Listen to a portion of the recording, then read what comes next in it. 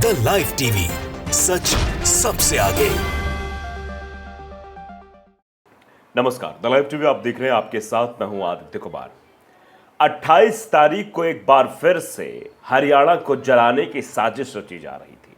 वो साजिश अब नाकामयाब हो गई है, क्योंकि अभी तक तो प्रशासन ने ही मना कर दिया था कि रैली नहीं निकाली जाएगी। अब उसके बाद मुख्यमंत्री साहब ने भी मना कर दिया कि किसी प्रकार की ब्रजमंडल यात्रा नहीं निकाली जाएगी। और ये सब कुछ हुआ है किसानों की चेतावनी के बाद। यानी राकेश टिकैत ने सीधे आकर कह दिया था कि अगर विश्व हिंदू परिषद यानी कि हिंदू संगठनों की यात्रा निकलेगी तो किसानों की भी ट्रैक्टर निकलेंगे और उसके बाद इस यात्रा को रोकने की कोशिश की जाएगी। तो आप समझ सकते हैं ये बात कहना, उसके बाद वो ब्रजमंडल यात्रा को ब्रजमंडल यात्रा जो थी उसको रोक दिया गया है।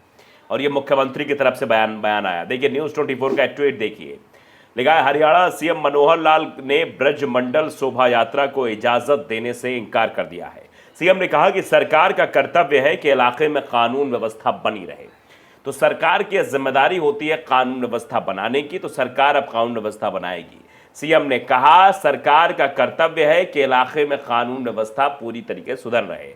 अब प्रशासन भी, सरकार भी, सब उस यात्रा खिलाफ हो गए जो यात्रा 31 जुलाई को निकाली गई थी, जिसके बाद नूह में, मेवात में किस तरीके की तस्वीर निकलकर सामने आई थी, जिसकी आग गुरुग्राम तक लगी थी। दिल्ली में भी प्रदर्शन हुए थे। गुरुग्राम में तो एक मस्जिद में आग लगा दी गई थी कि इमाम को गोली मार के उसकी जान ले ली गई थी। अब वो सब कुछ नहीं हो पाएगा।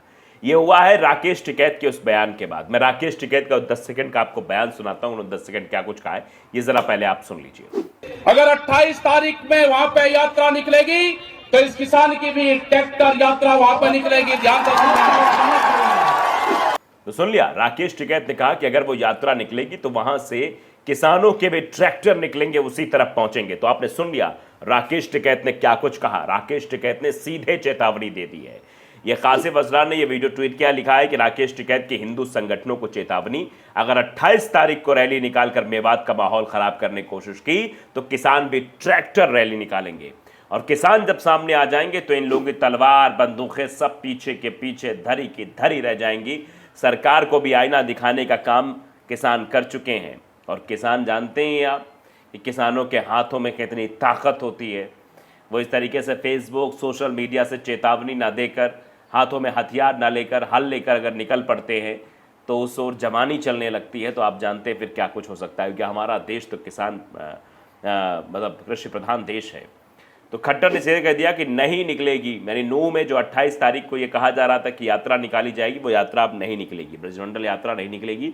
सीएम मनोहर लाल खट्टर बोले बस मंदिर जाने की इजाज़त होगी। मंदिर आप जा सकते हैं, इसके अलावा कहीं नहीं जा सकते।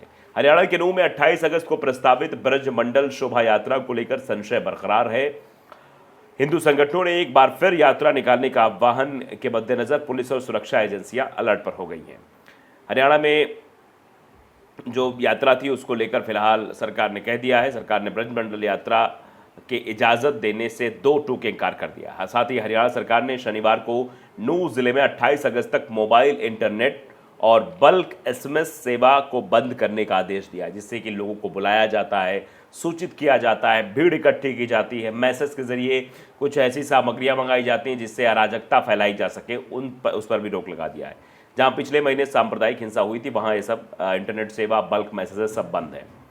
हरियाणा के मुख्यमंत्री मनोहर लाल खट्टर ने कहा कि महीने की शुरुआत में वहां नूह में जिस तरह की घटना हुई उसे देखते हुए यह सुनिश्चित करना सरकार का कर्तव्य है कि इलाके में कानून व्यवस्था बनी रहे। हमारी पुलिस और प्रशासन ने निर्णय लिया है कि लोग यात्रा निकालने के बजाय पास के मंदिरों में जाएं और पूजा अर्चना करें। यात्रा की अनुमति नहीं दी गई है, लेकिन लोग जलाभिषेक के लिए जा सकते हैं और मंदिरों में पूजा अर्चना कर सकते हैं, क्योंकि ये सावन का महीना है। नूह में विश्व हिंदू परिषद की शोभा यात्रा पर 31 जुलाई को भीड़ द्वारा हमला किए जाने के बाद नूह में सांप्रदायिक हिंसा भड़क गई थी, जिसमें 2 होमगार्ड और 1 इमाम सहित 6 लोगों की मौत हो गई थी। तो मुसलमानों को निशाना बनाया गया था, मुसलमानों की दुकानों को जलाया गया था, मुसलमानों को प्रताड़ित किया गया था। ये बेहद गलत तरीके से सब कुछ प्रस्तुत किया जा रहा था। तो फिलहाल अब जो एक बार फिर से नूह में आग लगाने की कोशिश को नाकाम कर दिया गया है।